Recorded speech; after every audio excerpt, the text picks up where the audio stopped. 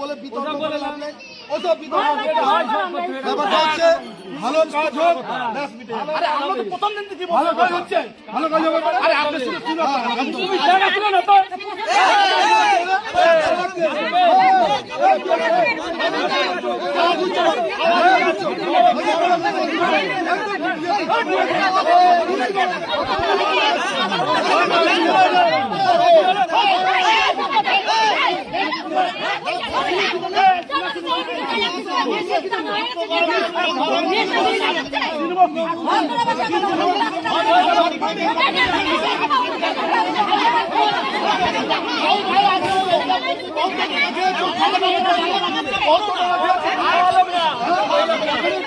আমরা টাকা পাই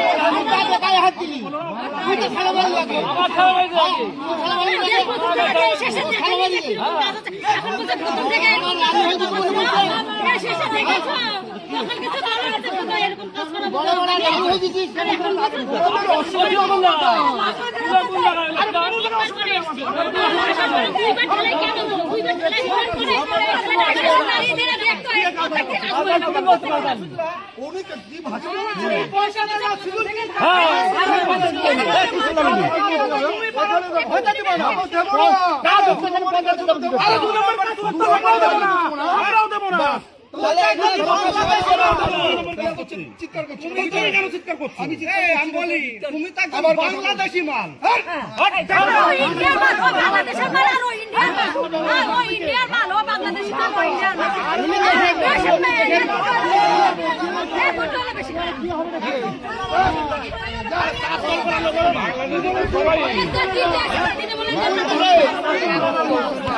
পাকিস্তানি মাল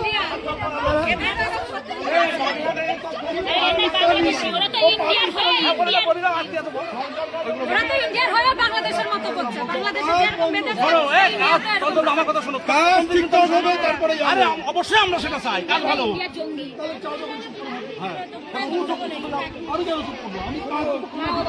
কাজটা এখন হচ্ছে না, তাহলে তুমি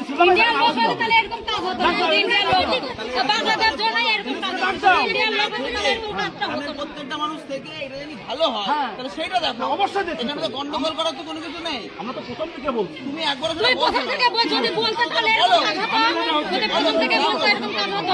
হ্যাঁ, আমি বুঝি না তুমি গ্রামের মেয়েরা কি বিষয় আছে আমার তুমি তো তিন বেলা এসে তুমি এখানে দেখো এরকম কাজ হচ্ছে।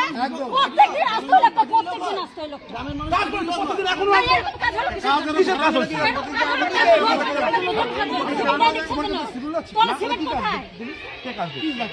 অবশ্যই দেখুন আমার গ্রামের কাজ। এরকম কাজ হলো কিসের জন্য তাহলে?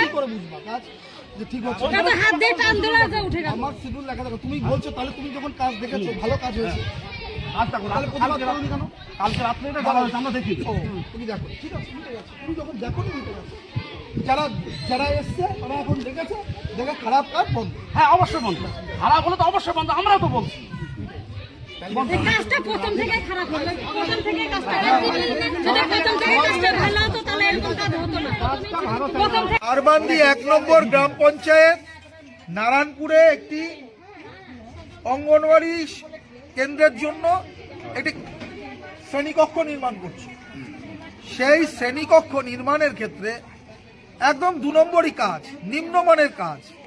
এলাকার পঞ্চায়েতের মেম্বার আমাদের সরস্বতীদি আছেন, তিনি প্রতিবাদ করেছেন, ওনার কথা শুনছে না, গায়ের জোরে এখানে নিম্নমানের কাজ করে চলে যাচ্ছে। আপনি দেখলেন তো যে ধরে টান মারছে আর ওই গোটা পিলার উঠে চলে আসছে। এবার কি হবে? 6 মাস পরে 1 বছর পরে ভেঙে চুরে পড়বে। যেমন হরিপুর গ্রাম পঞ্চায়েত করেছিল আপনার ওই মেলের মাঠে, ভেঙে চুরে পড়ছে। আমার পাড়া আমার সমাধানে ওই নির্মাণ হয়েছিল ওই শ্রেণীকক্ষ, ঠিক একইভাবে এখানে নোংরামির কাজ চলছে, গোটা আরবান্দি এক অঞ্চল জুড়ে করছে। এখন এখানকার মানুষ ভয় পাচ্ছে প্রতিবাদ করতে সাহস পায় না, তাই এটা করে। আর নারায়ণপুরে এসে প্রতিবাদটা মানুষ করছে, এখানকার পঞ্চায়েতের মেম্বার করছে, এখানকার পঞ্চায়েত সমিতির মেম্বার বিজন আছে, বিজন করছে, বিজন সরকার। ফলে কাজটা আমরা বন্ধ করে দিলাম যে এইভাবে কাজ হবে না। কারণ কাজ করে আজকে চলে যাবে, টাকা নিয়ে পঞ্চায়েত চলে যাবে, ভাগাভাগি হয়ে যাবে প্রধান আর কন্ট্রাক্টরের মধ্যে আর এনএস এর মধ্যে। আর এনএস নেই, কি করে রাত্রিবেলায় ঢালাই করে বলুন তো? রাত্রিবেলায় ঢালাই হয় কোনো সরকারি কাজে? এখানে ইঞ্জিনিয়ার নেই, কেউ নেই, যা করে যাচ্ছে, মানুষ বাধা দিচ্ছে, হচ্ছে, তাও তারপরেও কাজ হচ্ছে। আমরা বলছি এলাকার মানুষ থেকে উপরে ফেলেছে, ঠিক কাজ করেছে, সঠিকভাবে কাজ করতে হবে, নাহলে কাজ বন্ধ থাকবে। কোনো শিডিউল দেওয়া হয়েছে, কিছু দেখানো হয়েছে? কিচ্ছু নেই, তার ওয়ার্ক অর্ডার শিডিউল মেম্বারের কাছে নেই, পঞ্চায়েত সমিতির মেম্বার সেও বোর্ডের মেম্বার পঞ্চায়েতের, তার কাছেও নেই। পঞ্চায়েত সমিতির মেম্বার পঞ্চায়েতের মেম্বারকে অন্ধকারে রেখে রাতের অন্ধকারে এসে কাজ করছে। আর ইঞ্জিনিয়ার গুলো কেমন, পঞ্চায়েতের প্রধান কেমন? এভাবে চলতে পারে নাকি এলাকায়? আপনারা কি চাইছেন? আমরা চাইছি, আমি পরিষ্কার আসলাম, আমি দুদিন দেখবো, তারপরে এফআইআর হবে এদের নামে। যে এই বাচ্চাগুলো, এ তো হচ্ছে খুনের চেষ্টার মামলা হবে, খুনের চেষ্টার মামলা ধারা হবে, বাচ্চাদের খুন করার ষড়যন্ত্র, খুনের চেষ্টার মামলা, সেই ধারা দিয়ে আমরা কেস করব। পঞ্চায়েত প্রধানের বিরুদ্ধে কেস করব, এনএস এর বিরুদ্ধে কেস করব, আর কন্ট্রাক্টরের বিরুদ্ধে কেস করব। এটা কোন জায়গা? এটা নারায়ণপুর আরবান্দি 1 নম্বর গ্রাম পঞ্চায়েত। আপনার নাম কি? আমি চঞ্চল চক্রবর্তী, সহকারী সভাপতি।